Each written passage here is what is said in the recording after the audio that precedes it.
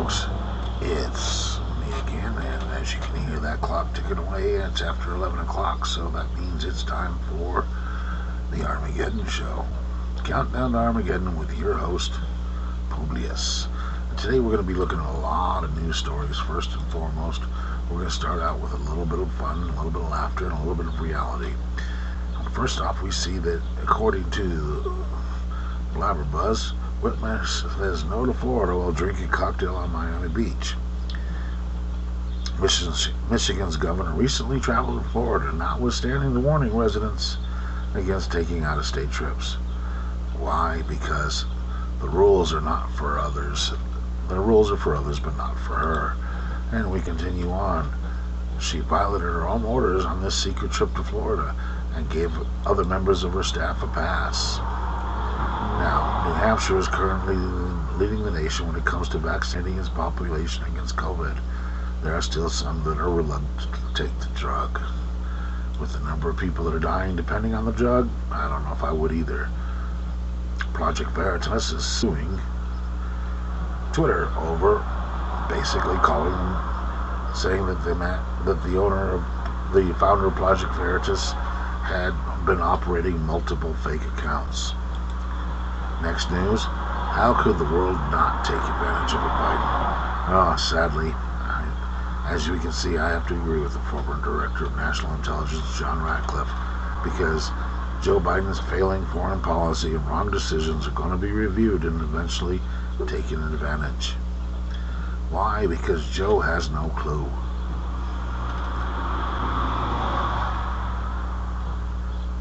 As he goes on to say, Joe Biden is a guy who is a very close friend, Robert Gates, who served as Secretary of Defense. And says Joe Biden has been wrong on every national security and foreign policy decision for the last 40 years. Face it, this guy's track record sucks, and now he's in charge. And I do happen to love this tweet that they put up here. Trump, make America great again. Biden, make China great again. I understand the difference because China's policies Biden seems to be working for China. He does all these things that end up benefiting China versus it benefiting the United States.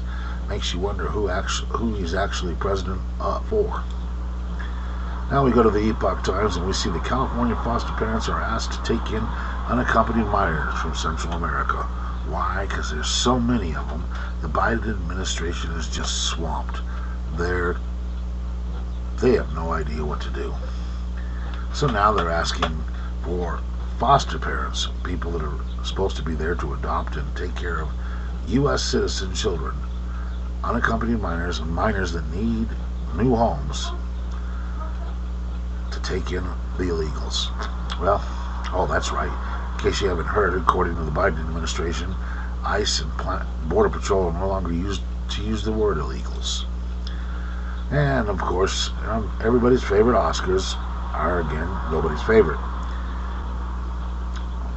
Person up for the Oscar unveiled the viewers of the Hollywood Awards show shut down their televisions when celebrities start talking about politics. Why? Because we don't care what they say. We all know they're a bunch of libs and they're going to come out and say Trump sucks and anything else of that nature. They have nothing viable to say. The ratings have been plummeting since all these places got woke. But do they learn? Nope. So let's continue on. Dominion getting bit in the butt by the MyPillow guys. Why? Because they illegally conflicted with the free speech rights of the CEO, Mike Lindell. I'm looking forward to seeing where this goes. I'd like to see Dominion get slammed. And finally, after over a year, Minnesota it looks like they're going to wake up and start punishing rioters. Now, this legislation that is making its way through the Minnesota legislation would anybody detained during a protest unfit for receiving all state government funding, including student loans, food assistance, and unemployment benefits. It's about time. Former White House economic advisor Larry Kudlow warns President Joe Biden's inclination to step into the recovering economy are unnecessary and potentially damage You can't fix something that's broken. But the Democrats don't believe in that. The Democrats believe that in order to make things work, the government's got to stick its hands in. How you afford that, I don't know. Let's go on. Biden lies about Trump's tax cuts and got busted. This is, once again, Biden's getting pretty good at making lies, making up stories to fit his narrative, and getting nailed.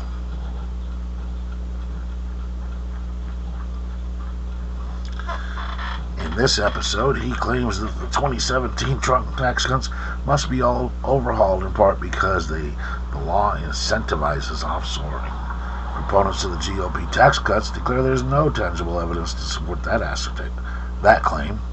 And, whoops, guess there isn't. Guess, once again, the Biden has to come out and give us some lies. BLM is in bed with Facebook. Facebook has decided to censor anything that is critical of BLM, even the fact that the co-founder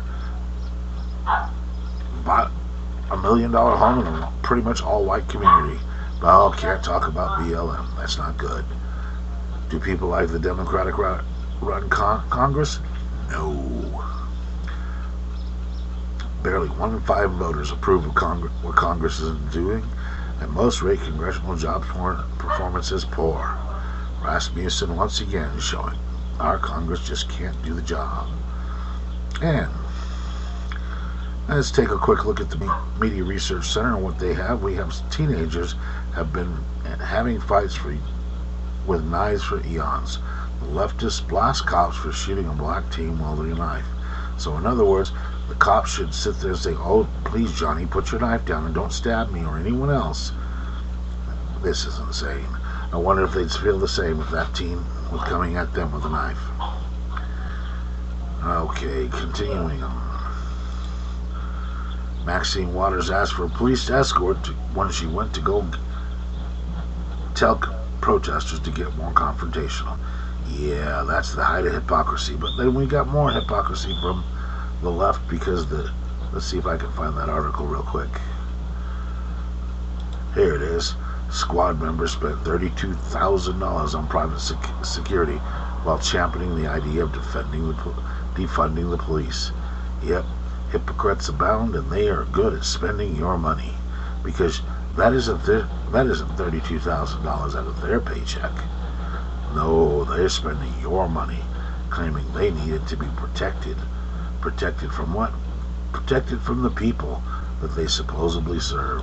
So, Mitch McConnell got actually kind of funny by declaring that Biden was being overruled by his press secretary after saying declaring the border situation a crisis.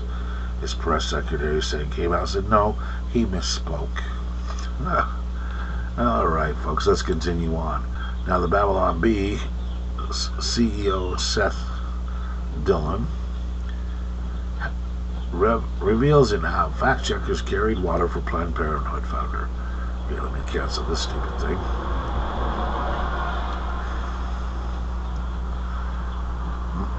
It seems that the fact checkers on Tuesday for downplaying allegations of racism against the Planned Parenthood founder Margaret Sanger.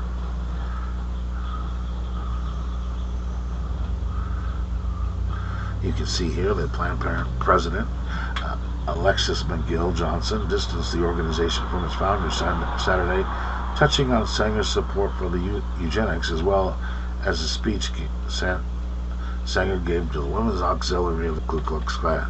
What do fact checkers who ran defense for them and their friend have to say for themselves? Not a thing, because they don't care if they lie. Let's go on. Scalise accuses the Biden administration of exempting illegal immigrants from the COVID-19 restrictions. Now, we know this is true. The illegals coming across the border are not put in quarantine. They're not being tested. They're not having to get the shots. No, what's happening instead is they get to come on in and do whatever the heck they please. Why? Because that's just the way that Biden works. Now, Joe supports passing amnesty through a budget reconciliation. Why? Because that's the gift the Democrats are going to use for everything they can. They want to be able to pass things with purely a 51 vote. 50 members of the Senate plus the vote of Kamala Harris. All because they know they can't get it passed any other way. The Republicans will block this for everything they're worth, and hopefully the parliamentarian will not allow this crap through, but you never know. Let's go ahead and look and see what else. Republicans grill Stacey Abrams on her true feelings about voter security. If you don't know who Stacey Abrams is, she's a failed politician who wasn't able to win the governor's seat in Georgia, and has come out and basically accused the Georgia's law of being racist. Why? Because it says you need to have an ID, and according to Stacey Abrams, that's racism. Let's go on. Biden, who has not spent enough in his mind, plans to spend another spending bill of over $1 trillion. This man just can't spend enough. This would be, let's see, he's got a couple trillion for the infrastructure, a couple trillion for COVID, now another one. Let's take a look at what he wants to waste his money on this time. Actually, it's not his money. Let's take a look. He wants to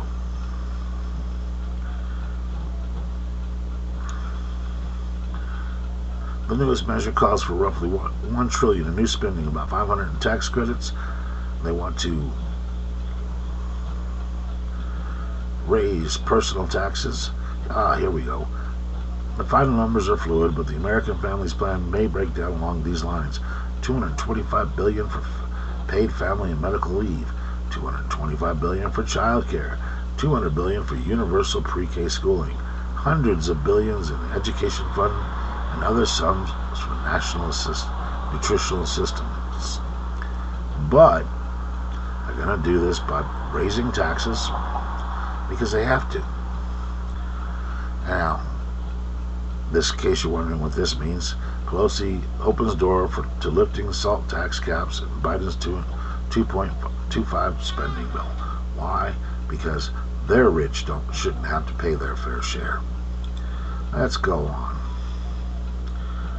Senate Republicans said, well, what you have is a showdown between those that realize earmarks are wasteful spending and those who think, well, we like them because that supports our people.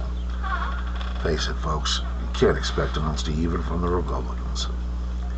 Finally, we have another article coming out showing that from Tyler Durden. This is from, I guess it's called Zero Hedge. I don't even know where I found this, but the point is, BLM protesters demand white restaurant owners leave the city. So this is authored by Paul Joseph Watson via the Summit News. The BLM protesters, in reaction to the Derek Chauvin verdict, by harassing diners and demanding white owners of restaurants get the F out of the city.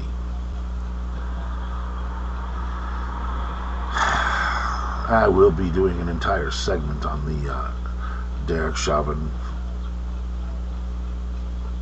issue, so I'm not going to go into it too much, but other than to point out how, well, I guess racism only matters whenever you're applying it against blacks.